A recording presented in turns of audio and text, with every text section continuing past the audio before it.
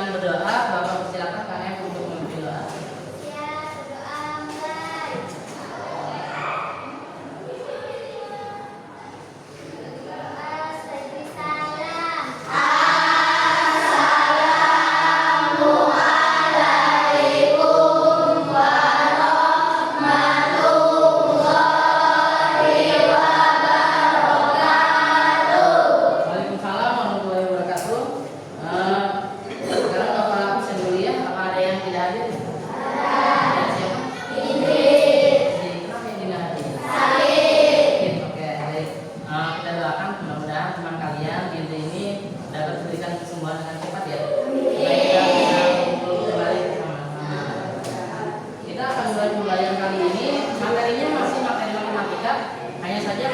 Terintegrasi dengan KKA atau coding dan kecerdasan artifisial.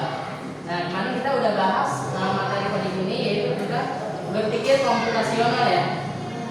Nah, mungkin ada yang lupa, Bapak jelaskan sedikit. Jadi berpikir komputasional adalah proses berpikir untuk menyelesaikan permasalahan secara sistematis. Jadi sistematis itu logis dan juga efisien. Kenapa kita harus berpikir secara komputasional?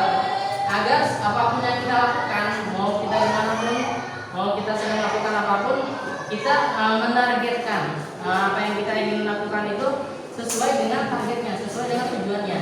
Tapi langkah-langkahnya atau cara-caranya itu juga efisien, tidak hambur-hambur tenaga, tidak menghabiskan uang dan lain sebagainya. Jadi energi yang dipakai juga sedikit. Nah, itu fungsi dari berpikir secara komputasional. Jadi pada intinya berpikir komputasional itu untuk menyelesaikan permasalahan sehari-hari. Atau kalian sering menemukan permasalahan matematika ya dalam kehidupan, karena di usia-usia kalian Bapak tahu nih pasti bakal mikir nanti kalau kalian belajar matematika tentang aljabar misalnya, emang kepake buat hidup sehari-hari ya. Atau kalau kalian belajar tentang bangun uang di matematika, emang nanti kepake buat hidup sehari-hari. Nah, sebenarnya itu terpakai. Jadi apapun yang kalian pelajari di sekolah, baik itu matematika, bahasa Indonesia, bahasa Inggris, dan pelajaran apapun itu akan kalian pakai di kehidupan kalian sehari-hari. Ini tidak berpaku pada materi-materi yang sistemnya itu sistematis ya, yang logis, yang ada di hitungan.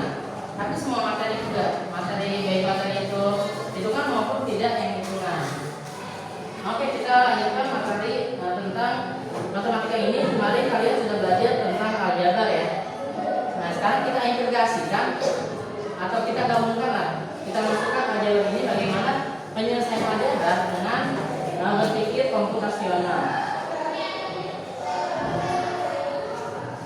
Nah, ini sudah Bapak lihat kan ini apa manfaat berpikir komputasional. Jadi pada pembelajaran kali ini, jika dilakukan dengan sungguh-sungguh, berpikir komputasional dapat membantu kamu dalam menghadapi berbagai situasi.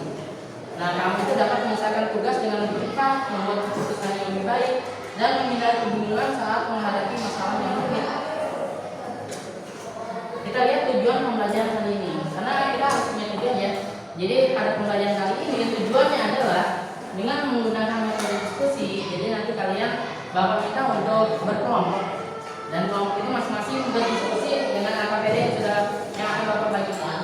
Dengan metode diskusi, tanya jawab dan penugasan. Jadi selain diskusi, nanti kalian akan maju ke depan, kemudian mempresentasikan hasil diskusi kalian, dan kita adakan tanya jawab. Apakah jawaban kelompok kalian itu sama dengan jawaban yang diberikan? Dan juga penugasan, artinya nanti setelah kalian mendapatkan tanya jawab, Bapak juga akan memberikan satu tugas yang akan saya selesaikan secara individu. Nah, dengan begitu peserta mampu menerapkan berpikir komputasional dalam memecahkan persoalan aljabar yang terdapat pada kehidupan sehari-hari. Jadi tetap persoalan aljabar ini kita bakalan kelarkan, kita bakalan selesaikan dengan berpikir komputasional. Tapi untuk itu, mari kita lihat video berikut ini. Halo anak-anak semua, ketemu lagi dengan saya Miskira dari Jakarta. Pada video kali ini kita akan belajar mengenai aljabar. Bagian yang pertama yaitu mengenai pengertian bentuk aljabar. Nah, untuk yang pertama kali kita akan belajar mengenai arti bentuk aljabar. Aljabar itu apa sih? Begini, misalnya kita punya 3 apel nih, di sini ada 3 apel. Jika di sini saya tuliskan, dia akan menjadi 1 apel ditambah 1 apel ditambah 1 apel. Nah, sekarang jika kata PEL yang ada di belakang ini kita hilangkan, maka dia menjadi A ditambah A ditambah A. Hasilnya adalah 3A. Sama aja nih, 3 apel sama dengan apel ditambah apel ditambah apel. Nah, di sini A ditambah A ditambah A sama dengan 3A. Lagi, misalnya saya punya 2 apel ditambah 1 mangga, maka jika dituliskan akan menjadi 1 apel ditambah 1 apel ditambah 1 mangga. Jika yang kita tinggal adalah huruf yang ada di depannya, maka menjadi A ditambah A ditambah M, atau jika dijumlahkan menjadi 2A ditambah M.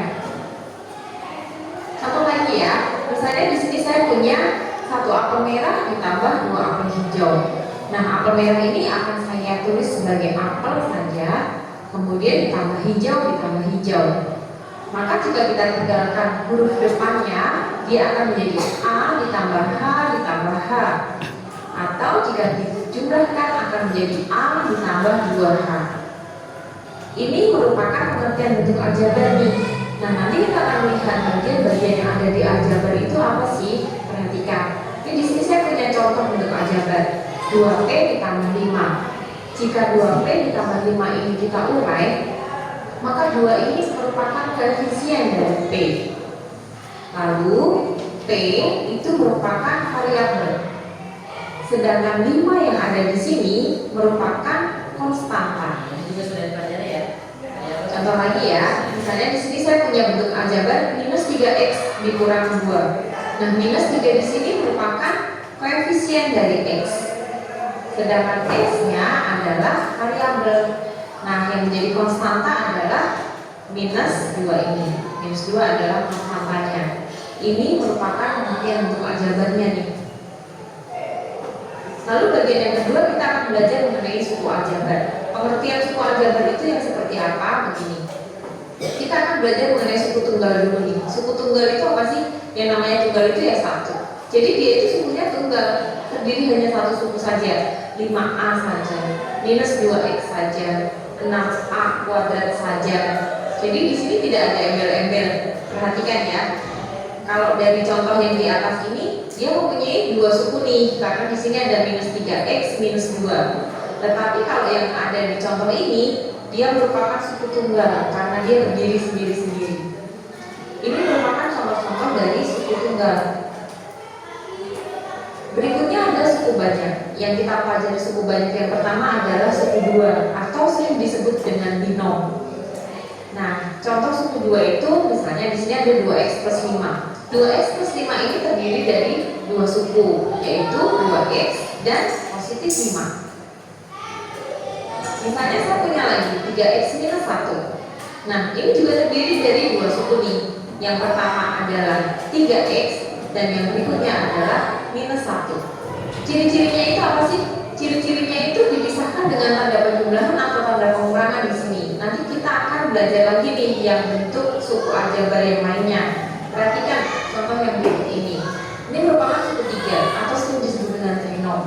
Nah, contoh suku 3 itu 2A minus 5AB ditambah 4. Perhatikan ya, di sini ada 2A dikurangi 5AB ditambah 4. Jadi dipisah-pisahkan dengan tanda pengurangan dan penjumlahan. 2A min 5AB ditambah 4 ini terdiri dari 3 suku, yaitu 2A minus 5AB dan positif 4. Ini merupakan contoh suku aljabar dengan 3 suku. Nah, berikutnya bentuk aljabar suku banyak atau disebut dengan polinom. Contohnya begini. Di sini saya punya 2A min 5AB ditambah 4C ditambah 5D. Ada berapa suku yang ada di sini? Kita hitung ya. Di sini ada 1, 2, 3, 4. Jadi dia terdiri dari 4 suku. 4 suku itu apa aja sih? 2A minus 5AB, positif 4C, dan positif 5D. Itu pembelajaran mengenai suku-suku yang ada di aljabar. Nah, berikutnya kita akan belajar mengenai suku sejenis pada aljabar. Ini penting kita ketahui karena suku sejenis itu kita pakai ketika kita akan menjumlahkan ataupun mengurangkan bentuk aljabar. Jadi yang bisa ditambahkan ataupun dikurangi itu adalah suku-suku yang sejenis atau suku yang jenisnya sama. Suku sejenis itu apa? Suku sejenis pada bentuk aljabar itu hanya boleh berbeda pada koefisiennya saja. Jadi hanya berbeda di angka depannya saja, tetapi huruf dan pangkat yang ada di belakangnya itu harus sama. Contohnya begini. Di sini saya punya 12x kuadrat dikurang 9x dikurang 8y ditambah 7xy dikurang 4x kuadrat ditambah 5y. Nah, perhatikan ya. Di sini suku sejenisnya itu apa aja sih? Lihat. 12x kuadrat itu sejenis dengan minus 4x kuadrat. Yang kalau kalian bingung ya, kenapa dia disebut sejenis dan beda jenis ya? Kalau di sini kita nggak aja ada x kuadrat, ada x sama ada y. Ini sama kayak 32 buah-buahnya berbeda, tambahnya berbeda. Ada x itu apel, y itu misalkan jeruk. Nah, x kuadrat walaupun sama-sama x tapi beda bentuk. Bisa aja kita sebut x kuadrat itu jus jeruknya. Nah, jus jeruk sama jus jeruk bisa digabung. Tapi kalau jus jeruk sama jeruknya nggak bisa digabung.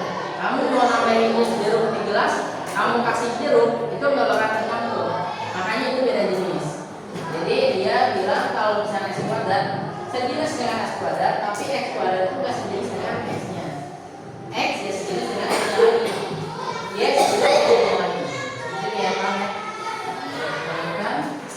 beda hanya angkanya saja, tetapi huruf dan pangkat yang ada di belakangnya itu sama. Di sini ada x kuadrat, di sini juga ada x kuadrat. Maka dia itu sejenis. Kita tuliskan di sini ya, 12x kuadrat dan minus 4x kuadrat itu jenisnya sama atau suku yang sejenis.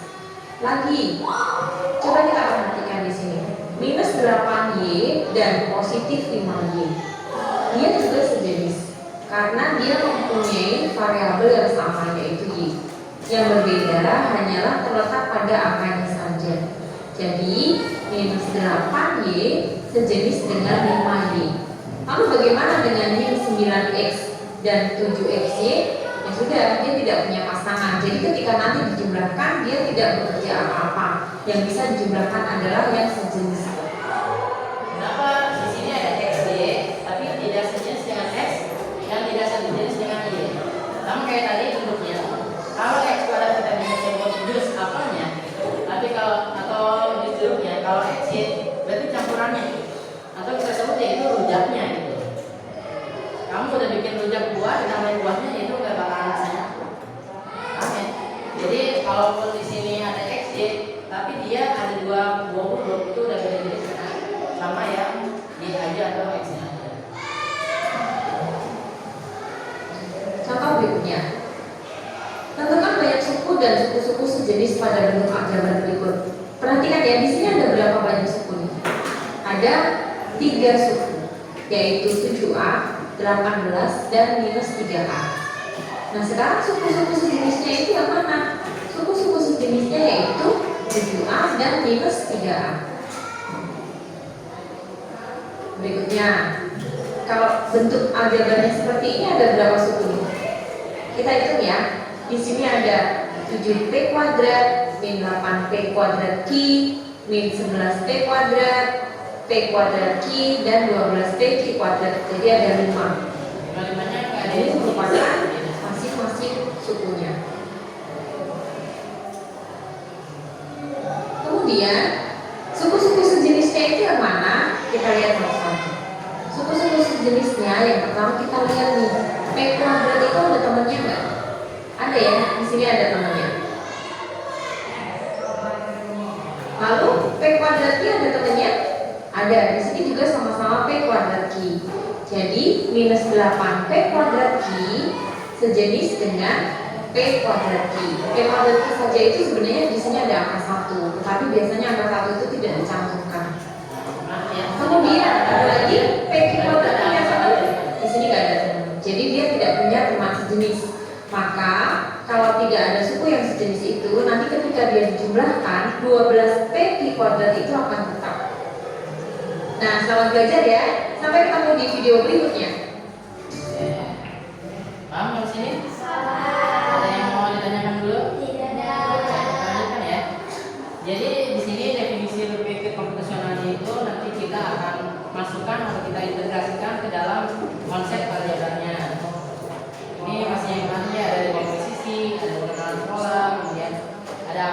dan algoritma. Oke. Di sini kita akan belajar secara berkelompok. Kita bagi satu kelompok itu 5 sampai 6 orang. Ini sudah diurutin ke barisnya ya. Boleh bergabung dulu setiap kelompoknya. Ini yang depan digabung mejanya. Ini yang belakang yang digabung mejanya. Ini mejanya depan digabung. Sebelah sini belakang digabung.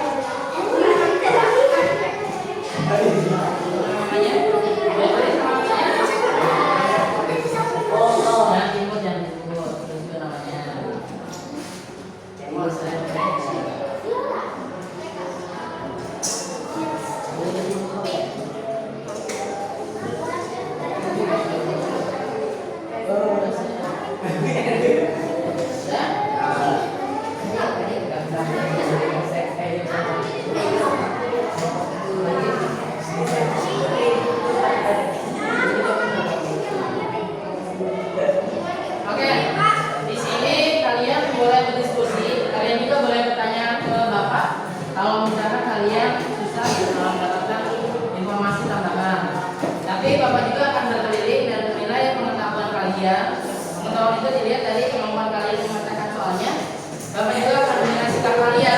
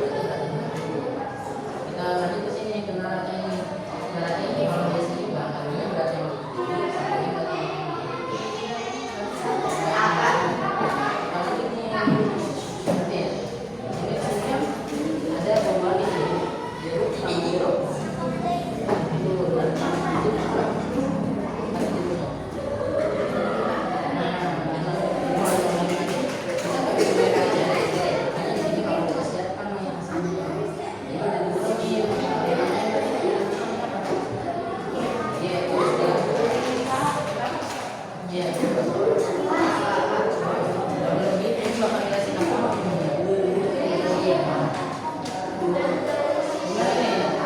Kalau kita tuh biasanya sama keluarga.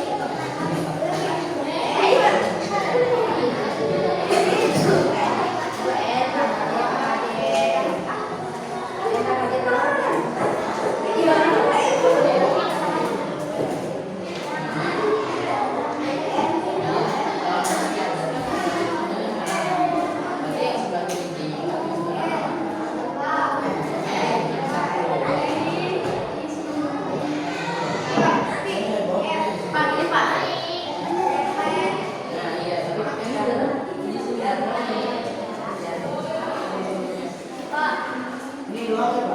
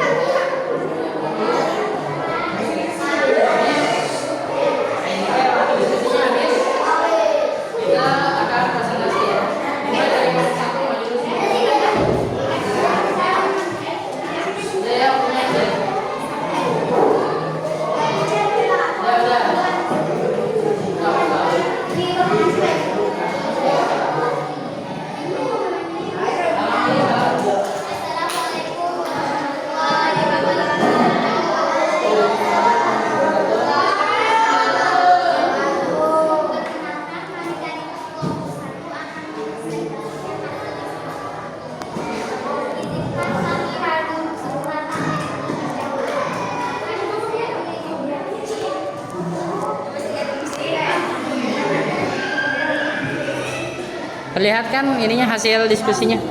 Dibuka yang halaman terakhir coba. Halaman terakhirnya dilihat kamera.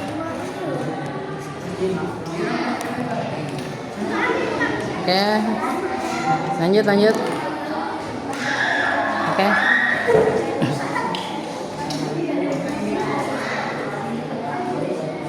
Oke, lanjutkan presentasinya. Yang cowok perhatikan.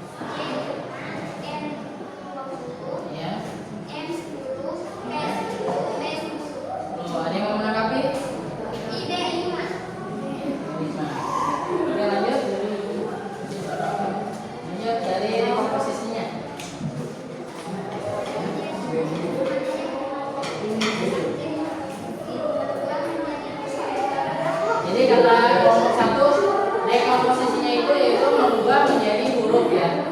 Kalau kelompok dua gimana? Tanggapannya gimana? Ini boleh pakai bahasa kalian sendiri ya. Jadi di sini ada proses dekomposisi. Nah, supaya mempermudah, memperkecil masalah, dirubah huruf-hurufnya itu, bawahannya itu jadi huruf. Itu sudah benar ya. Lanjut.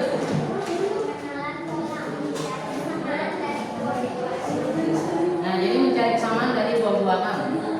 Jadi ada buah yang sama timbangannya dari buahnya. Boleh, juga boleh pakai bahasa kalian.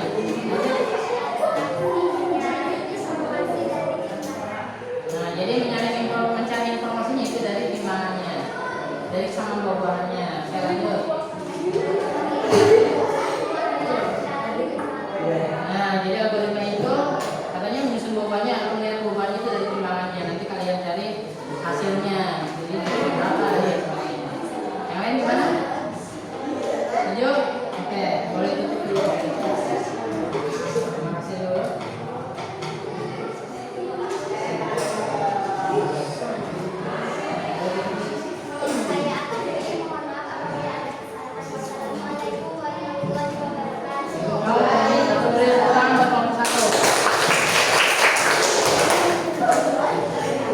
Saya kalau bilang yang ada katanya mau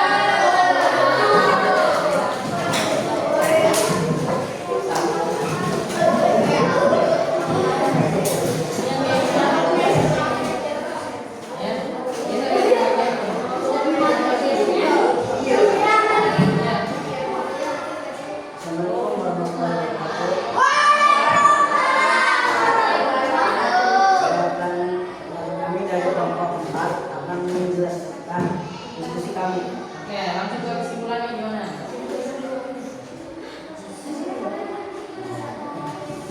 Langsung paling terakhir aja dari kalian. Kalau paling terakhir, bebas. Yang ada tulisan kesimpulannya. Terus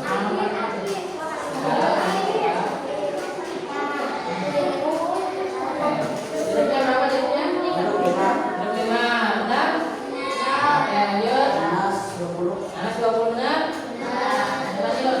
Angka 10. Angka 10 benar? Oke, lanjut. Pisang 10. Oke, lanjut. Dinding 5. Dinding 5 benar? Yang bawahnya udah diisi belum? Sudah. Sudah. Yang mana coba boleh? Dari komposisinya yang kanan. Dua. Nama buah. Oke, benar ya. Mereka nama buah. Lanjut. Ya. Mencari kesamaan dari buah-buahan. Oke, benar ya. Lanjut. Ya. Ya.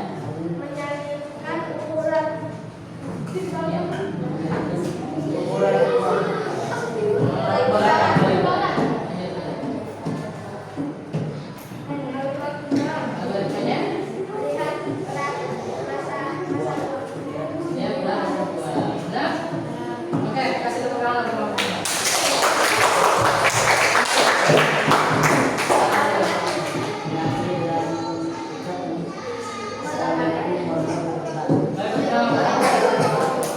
Menyakiti dan ucapnya.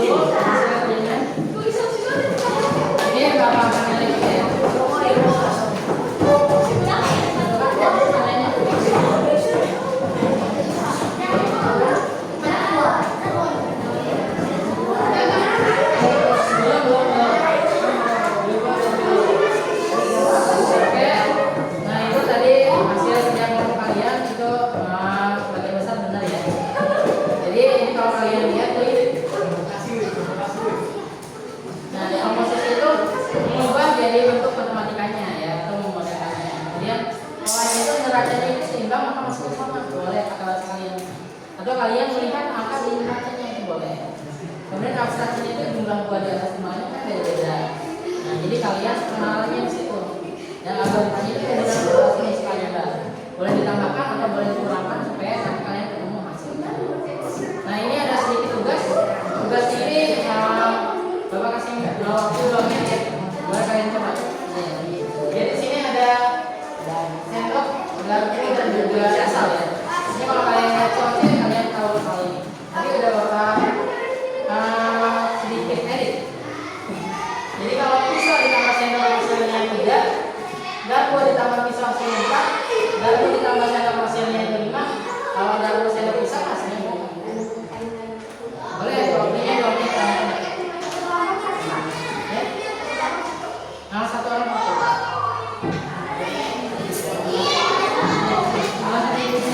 Hasilnya ada berapa? Semuanya.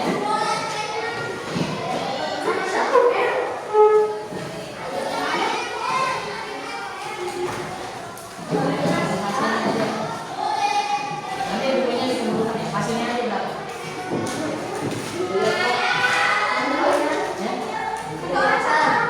Ada orang.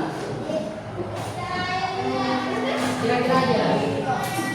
Karena ini bisa kalian menggunakan juga pisau, itu P, kemudian garpu, itu G, sendok, itu S.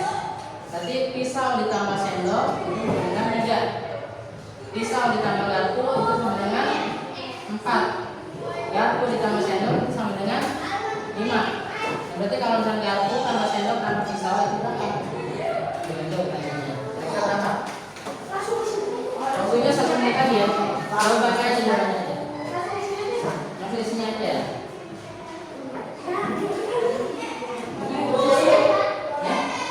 Udah, boleh kuliah. Oke. Boleh pindah depan aja. Bukan depan.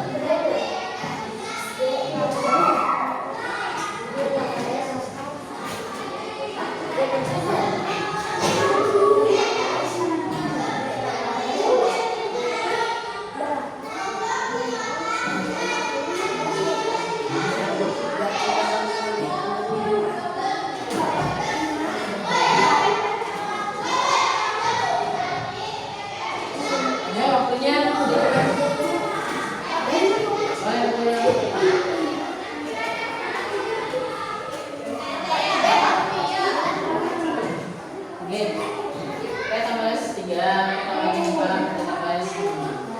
Waktunya habis. Baik, bukan.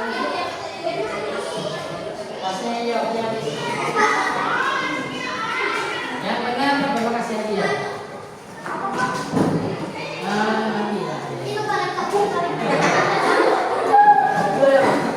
Baik, bukan. Nanti kita cari bareng.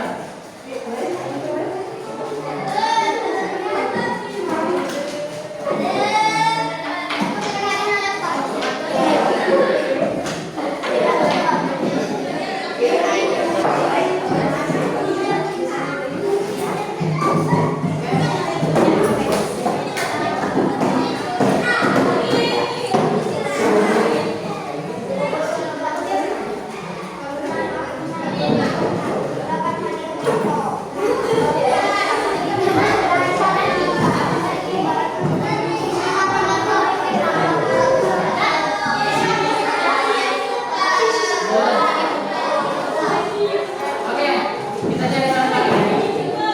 Ini tiga kali yang sama itu sebenarnya. Tiga kali yang sama semua aja. Duduk. P-nya ada 2, jadi 2 P. S-nya ada 2, jadi 2 S. G-nya ada 2, jadi 2 G. Ini jumlahnya 3 tambah 4